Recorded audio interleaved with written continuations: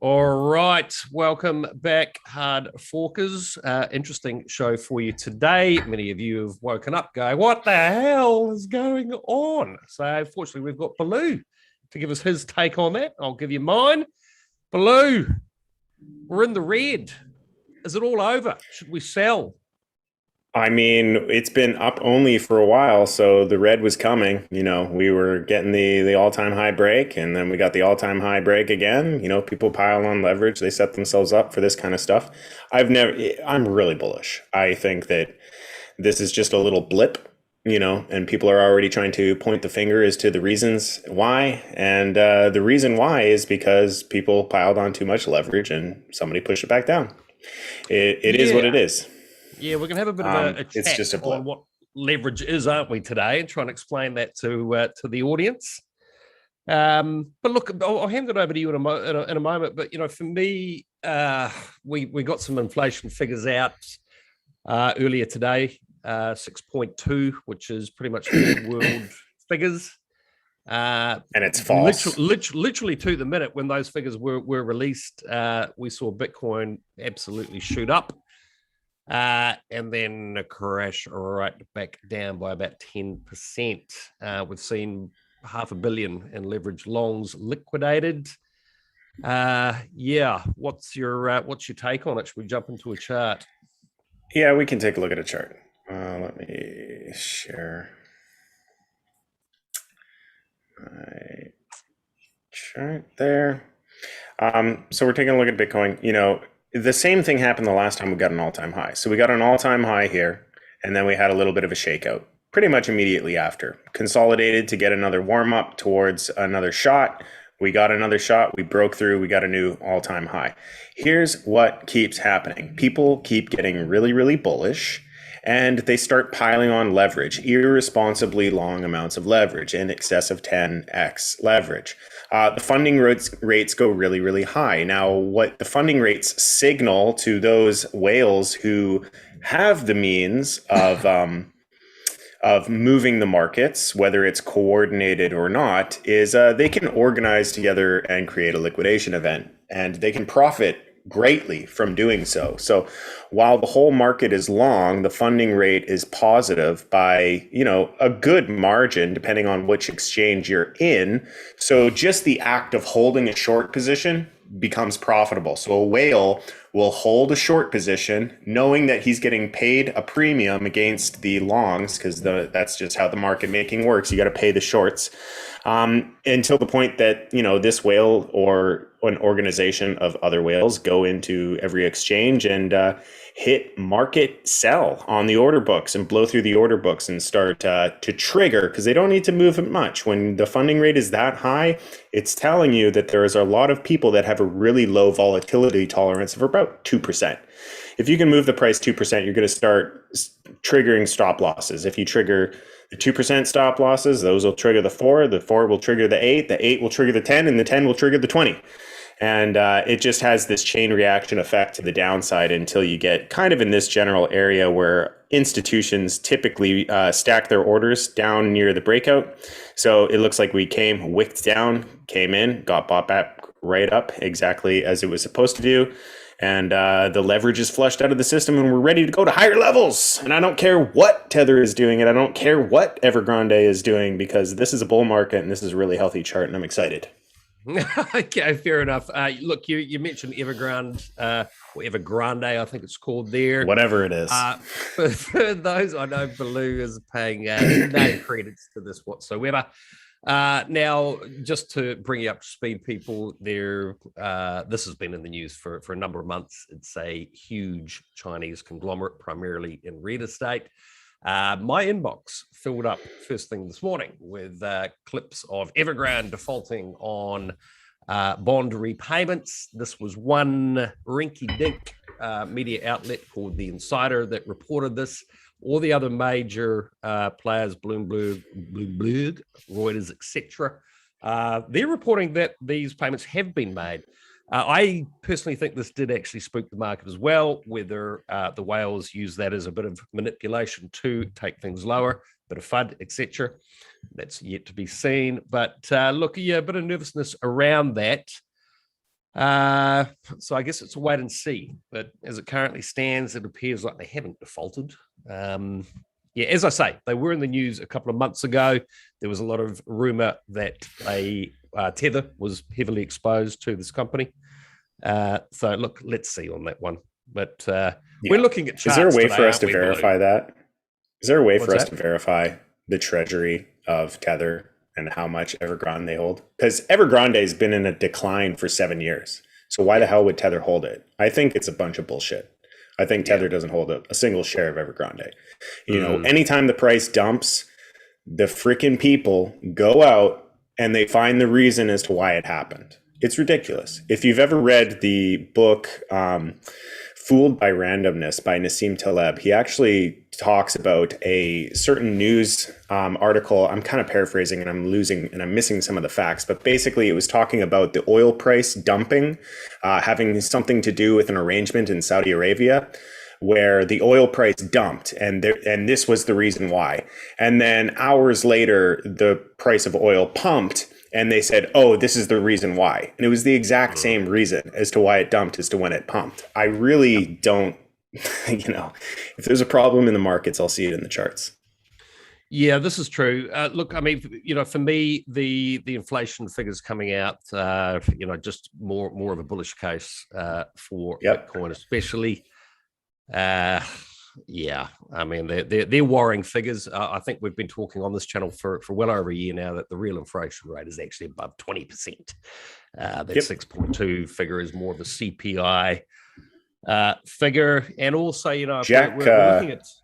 Sorry, go on. Jack Dorsey has probably the best handle on consumer inflation out of anyone. The owner of Twitter, he also owns Stripe. And so Stripe is a payment processing plan, or it's a payment processor, and he gets, all of the information from day-to-day spending for anybody who uses Stripe. So he's got a really good handle of it. And he says hyperinflation is already here. We're in excess of 20% for consumer inflation. You look at rent inflation, it's well over 20%. You look at consumer inflation's over 20%. The Fed is trying to hide things, that things aren't as bad as they are in terms of inflation, because we don't want a bank run or some sort of, drama driven situation. But we are getting to kind of the end times of traditional finance, in my opinion. And the case couldn't even be any more bullish for DeFi and decentralization and everything that's going on. Now, what kind of drama and volatility we're going to have to endure as there is a transition? Probably a lot of drama, probably a lot of volatility, and probably we're still not immune to a bear market. But this thing is built on funny money. So we're all playing a game of musical chairs here. How long can they keep pumping this thing full of nonsense before we actually get something that truly does correct? And what we saw today is nothing. It's not even close. Look, I think it's also important to note that, if the Evergrande situation does turn out to have some credence to it, a likely scenario is the Chinese Communist Party would likely print money, which is what we're seeing everywhere else, and that obviously causes inflation, makes the case for scarce assets, i.e. gold, Bitcoin, even stronger. And also I just want to point out once again, I've done this a million times, Bitcoin is the new digital gold, up 120% this year. What's gold done? Whoop-de-doo, 2%. Where's the institutional money going? We now know. Okay, right. So look, talk us through this chart a bit more, Baloo. I mean, obviously, I've had a lot of people freaking out today. Why are you so bullish? What's the chart saying? Well, there's just no reason to be bearish yet. Here's the area of the breakout. So if we just kind of, I'm going to go to a clean chart that has just a different chart that doesn't have those drawings. I'll go to the Bitstamp chart or the Coinbase chart, either or. Support levels haven't been taken out. We still make higher highs and higher lows. There's absolutely no reason to be upset about this consolidation at all, unless were one of the individuals who put on too much leverage and got liquidated. But as far as market structure and where we are, there's nothing wrong here. We had an extension, and then we came down and tested. And typically, where you test is these areas known as order blocks, where you have these candle closes right before the move up, and we just came boom right down into the order block and got bought back up. So maybe we come back down and test the order block again, but there's nothing. This is a bull flag that just showed its sign of strength and is ready for a continuation to the upside. There's absolutely nothing that's worrying me about this chart. Okay. Very good. Very good. Should we take a look at some other charts and maybe touch on some of my low cap gems from last week? Sure. As we move. A chart that I think is pertinent is just total. So, total market cap, there's room to the downside. Bitcoin's looking great. But when I say that, it doesn't mean that it can't come down to lower levels. I'm still bullish. There's some really significant invalidation points that would change my mind on the macro. And the macros were bullish. We just broke out all-time high twice. It's looking really, really good. It doesn't mean that there's not downside room. If there's downside, that's a buying opportunity. The problem is most people are too scared to actually put press the buy button. But, we have a little bit of room to the downside in total, but we've been hugging this regression line for weeks now. 1, 2, 3, 4, 5, 6, 7, 8, 9, 10 days. So not weeks, but 10 days we've been hugging this regression line. If we get another throw at it, I wouldn't be surprised to see us break out in total and things get silly. So, if we don't break down from here and we start to get bullish again, I think we're going to get bullish in a really big way. So total is looking good to me. We can take a look at Ethereum. Ethereum, same sort of story, just building this resistance line. I had to draw this line today because I was like, there's a path. It's following some sort of path, and this is the line of resistance. As soon as it breaks this resistance, I think ETH is going to go nuts. There is an incredible amount of new infrastructure that's being built inside of DeFi. People are calling it DeFi 2.0. But it's not, they're just building upon the existing infrastructure that we had. So in my opinion, we're priming for another run, specifically inside of DeFi and Ethereum and a lot of the innovation that's going on inside of that sector, because there's some really, really interesting stuff going on right now in DeFi. One that I'm incredibly bullish on is Alchemex. So Alchemex, for those who don't know, allows you to save your money and spend your money at the exact same time. How the fuck does that work? Go do your own research. But this is legit. This is a legit project that allows you to make a collateralized loan that you can borrow against, like a line of credit. But the beautiful thing about this line of credit is it pays itself off using the yield that the collateral is earning in Yearn Finance. So there are some incredible innovations that are coming to DeFi that not only just create a banking alternative, create a freaking banking competitor. And the banks will not want to compete with DeFi because they will not be able to compete with DeFi. We're entering some pretty bullish stuff. I'm so bullish. Everybody's bearish today. I'm really, really bullish. I love it. I love it, Baloo. Baloo the bear going full bull. Full bull. Excellent. Any other charts that you think are pertinent to share with the audience today? No, let's take a look at some of your small caps. What were they again? I know Cardia Chain. A couple of them did all right. We had Cardia Chain. What's the ticker on that one again? KAI, KAI. Yeah, Cardia Chain. We brought it up but we had just wicked above this high. I said if we break the high, we'll be heading up. Looks like that happened. Did I take the trade? No, I don't really trade on KuCoin, and you can't get it anywhere because it's not on Ethereum. It's its own chain. But you're up 40% if you did take that trade. So congratulations to you, Sean, because I know you've been holding this one below that level. So you're up at least 50% on that one. Yeah, it's in an uptrend. A little bit of a retrace, of course. A retrace is healthy, but the trend is really, there's a ton of demand here. Look at the volume. So we did get some supply come in at the top, but there's just a really, really tight spread here. Just marching forwards, really tight and bullish price action. We have room to come down to 76 cents, but given the price action, I'm not going to hold my breath. I'm not going to hold my breath for that level. You can be looking at like 85. And that would require some bearishness in the markets. If we flip around, we're just going to pop out from here. This is a bull flag. Watch the way that it breaks. Okay. Another one that we looked at last week, which I'm actually pretty bullish on, both from a fundamental and obviously the charts point of view, and that was Ultra UOS.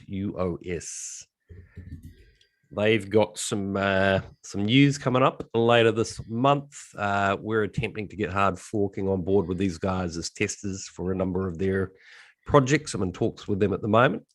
What's the chart telling us about UOS? Uptrend, reaccumulation after decline. It's the same story, different coin. It doesn't matter what you're holding, doesn't matter what you're looking at. Everything is looking really, really good. Number go up, go mortgage your house. Everything is fine. Not financial advice, people. No, I'm being facetious, but I just think that the market as a whole is doing really well. There's no reason for me to be bearish on the market at this point. I have some much lower invalidation points, and until those begin to present themselves, there's nothing to be bearish about. There is a potential to come to the downside. That would come in the context of a breakdown on Bitcoin, but we're marching to the upside. So we'll look for resistance at around $1.50 on this one. What does it do? What does the coin actually do? It's they're basically a gaming platform. So when we saw Steam withdraw from the industry recently, I think these guys potentially can very much step into that space. They've been around for a while. It's obviously a low cap. I flagged this one when it was below 200 million. I think it's up around 350 now. But yeah, it's effectively a games distribution platform. They're doing some interesting stuff. I've researched the people behind it. They do stack up with their backgrounds as opposed to a lot of other people in the gaming space that seem to be very good at making a trailer and putting a marketing message together. Look, I've been talking about this one for months. So if you haven't had a look at it yet, I really do think it's worth you doing your own research. Obviously not financial advice from me, but I am. What is the coin itself? What is the coin itself for? What is it used for? Governance, payments. Look, it as it currently stands, this one is extremely early days. I believe it is a governance token. It really has, I think, phase 2, they're calling it, begins on the 25th of November. They're trying to build a standard in NFTs as well. It's a very technical team. I'll put a link below this video as well to check out some of their content. But effectively, the primary focus of these guys is a games distribution platform. Sounds good. Like you can't do a lot with the token at the moment. In fact, you can't even stake it at present. But that is coming in the coming months. Yeah. So very, very, very early days on this one. As I say, it's a low cap, so quite a bit of risk involved. But go check it out. And what was the other one?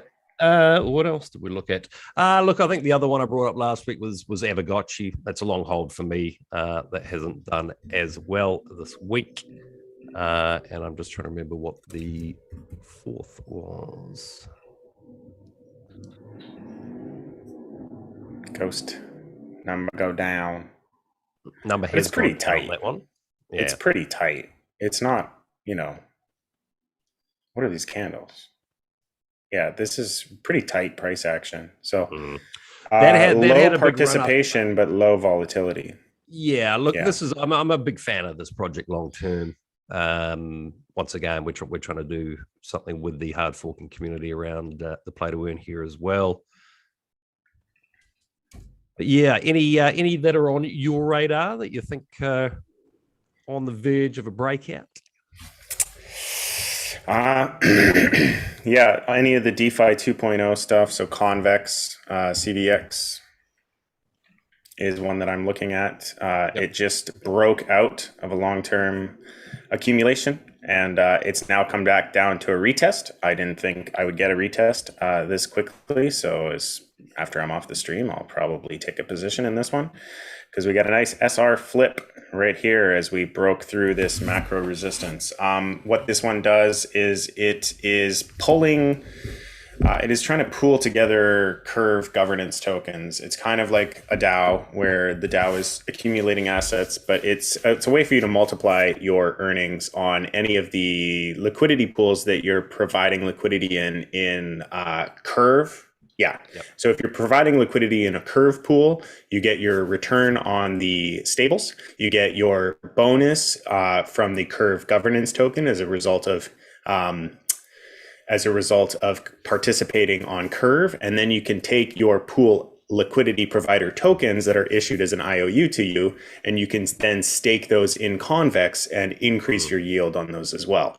So in theory, with a basket of stable coins, you can receive about 65% on your stable coins, which is nuts, absolutely crazy. And this is just further demonstrating the innovation of what DeFi is capable of when you have a need for liquidity in an environment where there are no middlemen.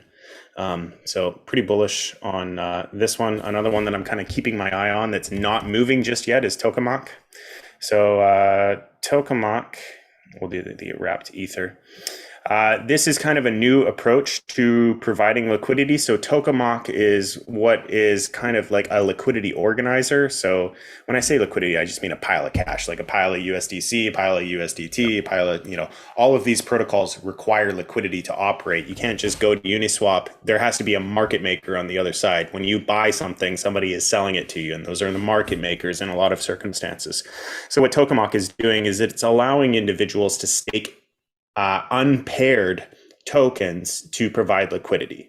And then what the protocol does, what the DAO is doing, is they're organizing the liquidity that they hold to create pairs to provide liquidity for different protocols, such as SushiSwap or stuff like that. So there's a couple benefits to the end user for a protocol like this, where the end user does not suffer impermanent loss because the end user is not exposing to a pair. The other benefit is they have less transaction fees because they can show up to the Tokamak reactor and just post their tokens, one transaction, they're done. So some pretty interesting stuff. My head is very much so in the DeFi space these days, because that's where a lot of the really, really cool stuff is happening, in my opinion. Absolutely. Gaming's cool too. Speaking of cool stuff, what are your thoughts on what's gone down with Axie in the last week with Katana? Speaking of impermanent loss, are you farming Ron? I am staking. What are your thoughts? I am farming some Ron. I'm farming some Ron. Not usually my typical MO. I'm not much of a farmer on the LP side because of the impermanent loss, which isn't that big of a deal. Everybody gets really worried about impermanent loss, but it's not that big of a loss because both your assets are going up. But I am farming to get the Ronin token. So, I've got my farm chugging away, building me up a pile of Ronin tokens, and I have no idea what these things are worth, but I know that I'm going to need them for transactions when the time comes. Yep. So yeah, I'm staking. I'm providing liquidity on that DEX. Very good. Very good. So still very bullish on Axie. I know many of our players. I think the tokenomics, we're going to see a lot of love come to the Axie ecosystem overall, I think. It's nothing changed. Season 19 is great. I was really worried about the updates in Season 19 because I have some of my best performing players. All of them run Terminators. I thought they were going to ruin the stun ability of the Terminator, but they just kind of lowered its stats a little bit. They lowered the stats of allergic reaction.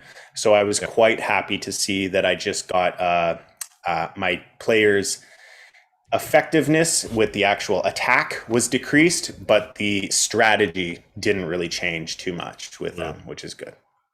As far as sort of blockchain sectors go, would you say you're more bullish on DeFi or the gaming Me, space? for sure. I always have been, and I probably always will be, because I'm not a gamer. I'm really fascinated with the world of finance and all of the financial instruments that we have in traditional finance and replicating them on the blockchain. That's always been where my head is at. I can understand a good and healthy marketplace, and I got sucked into Axie because the marketplace was so liquid and you could print these things by breeding them, and that's how I got sucked in. And then I realized all of the potential with the gaming space, and conversely, all of the potential that's available with concepts like the metaverse.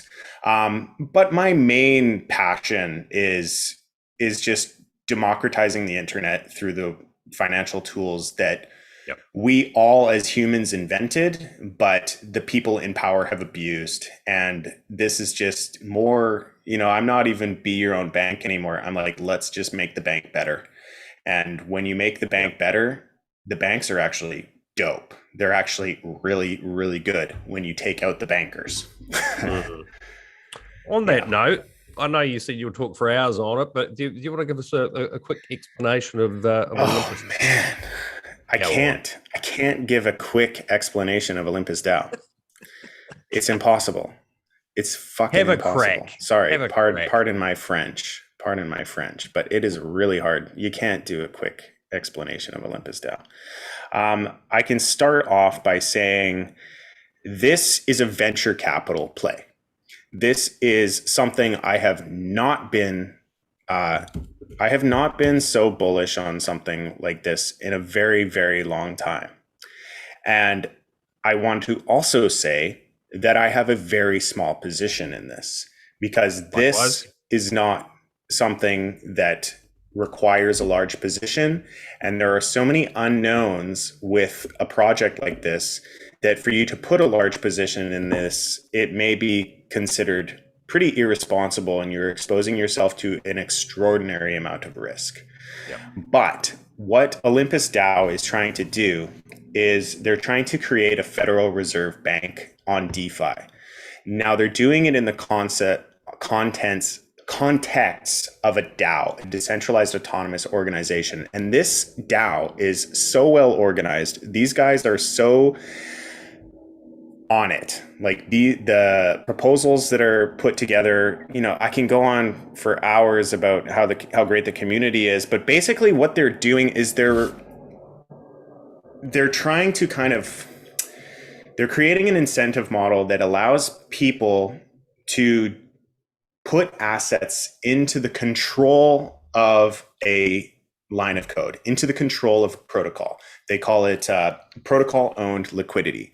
This is a very different thing from the current model that we have right now that's actually quite parasitic and not a good model, because what we have with the yield farms right now is if I have $250,000 worth of USDC, I can go and put it in Curve and I can receive a yield. But at any point, if I decide I no longer want to provide liquidity, I can go and take that liquidity out and remove it. So Curve is kind of at a disadvantage because they're never really at a point where they can predict a bank run. They're never really at a point where they can predict the ebbs and flows of the investor confidence in the protocols, and they can't really control the liquidity that they have. They're always renting the liquidity by paying out Curve tokens.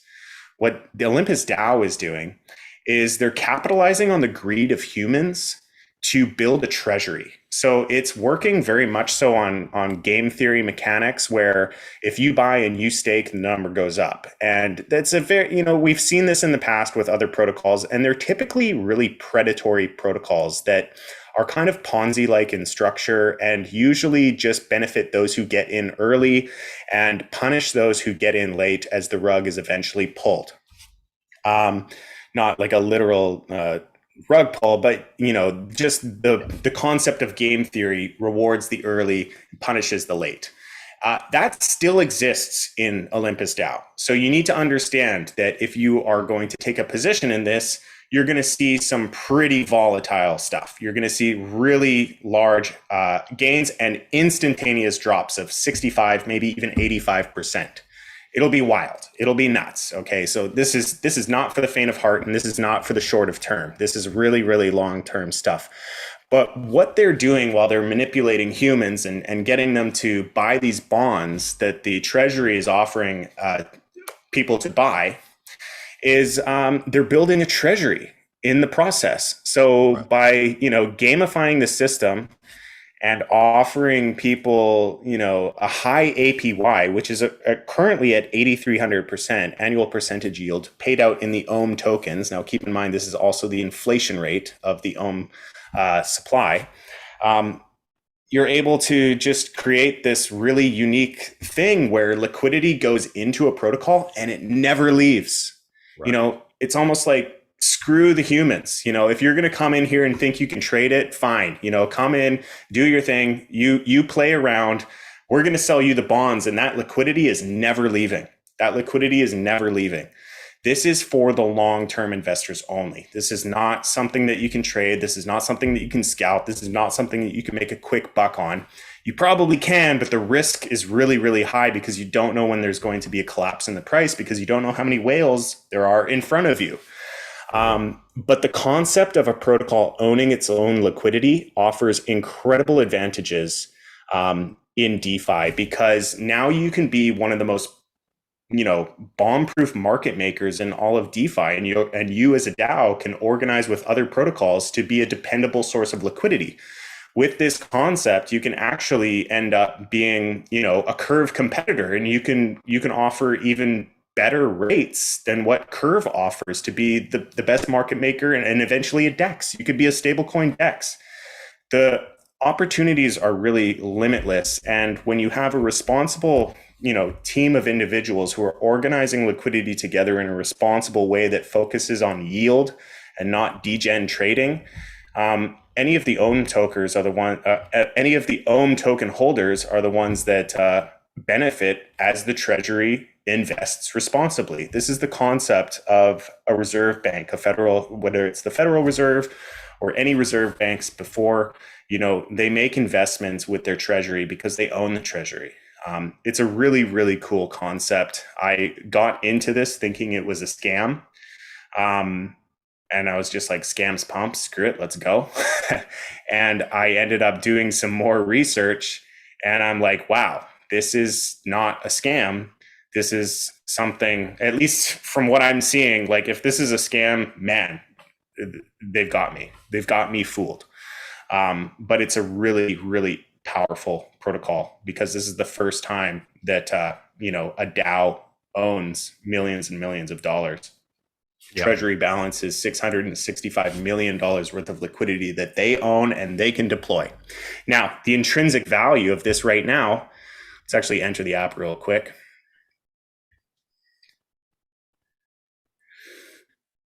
This is something that takes a while to explain. But anyways, the OHM price right now is $896.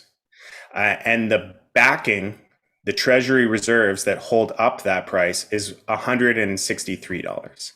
So for every OHM, the price of OHM should be $163, but it's trading at $896. The reason it's trading above its intrinsic value is because of the fact that people want to get early. They want to get in early.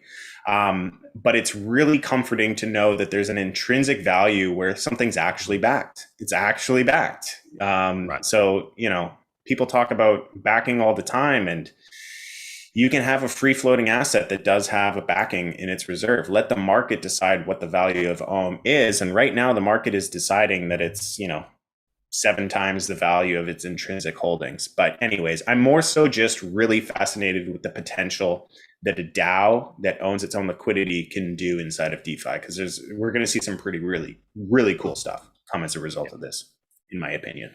Yeah, I'm in this one as well. It is a fascinating project. I think we're all realizing now the world of finance, how we're going to be living our lives, is undergoing a massive change at the moment. People go have a look at this one. Thanks for putting it on our radar, Baloo. And please, I got to make it very clear, there will be dumps, and they will be violent, really, really violent. Like we had one here. It doesn't look like much on the chart, but this was a 55% dump. So this is a time thing.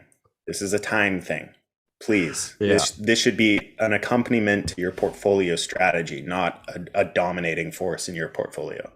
I see you've got a polka dot tab next to this one. Should we have a look at that chart? I'm quite surprised by the pullback we've seen in this, given the parachain options happening at the moment. We're heading right for my buy zone right in here. We actually wicked down to it once.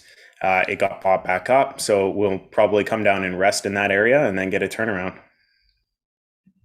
Okay.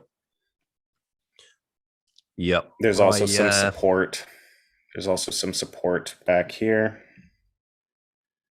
So we kind of there's confluence. There's many things that I can look at that would show confluence in that general area. Also some moving average support as well.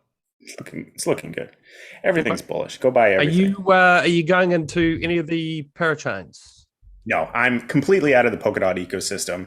I'm observing from afar and admiring from a distance. It is what it is. I have to pick a sector.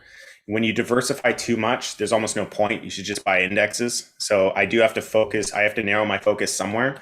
And my focus is narrowed on Axie Infinity, the Ethereum ecosystem, and a little bit of Solana. That's it. So, it doesn't mean that I don't see value in Polkadot at all. Yeah. It just means that my capital needs to have a focus. And that's it.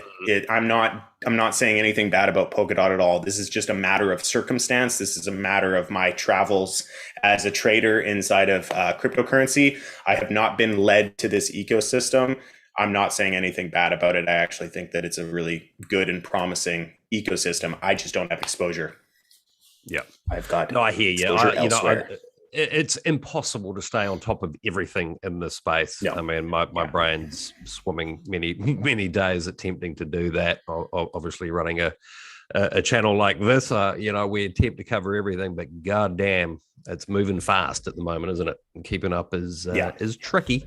On that note, you did mention a Solana index to me. Was it Serum? Am I getting that right?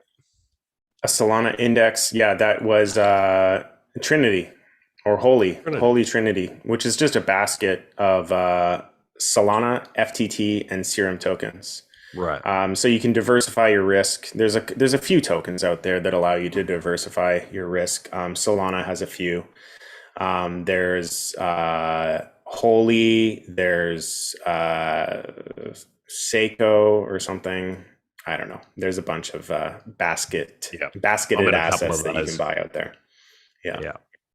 Very good. Okay, I think we should wrap it up shortly. I need to go and have an afternoon nap. I was up at 3:00 this morning to watch my country make the final of the Cricket World Cup. Well done, New Zealand. Well done. Well done. Yes. Very excited. Very excited. Unfortunately, the time of the day is not exactly conducive to leaping around the living room, all excited with a beer in hand. But, I will be doing that for the final on Sunday. They did it. I can go to bed now.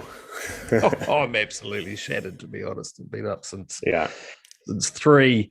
And I've got another video coming up shortly. But listen, thanks to those of you here today.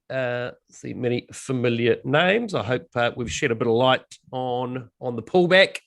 I'm also extremely bullish moving forward, people, so I wouldn't be freaking out too much. But look, I am keeping an eye on that Evergrande news. We'll see how that plays out. But to me, I'm guessing it's going to come to nothing. Just like it did last time. Exactly. We love a bit of fun, though, don't we? And a bit of a God, can't get enough of it. We've been getting the FUD. The FUD bears have been getting hungry, so now they got fed. Absolutely. We can put them away now. Absolutely. Yeah. All right, everyone. Have a wonderful day or evening, depending on what part of the world you're in. And once again, Baloo, thank you so much for your time. We'll see you back here next week. And we'll see you all back here tomorrow with Jesse and Leanne for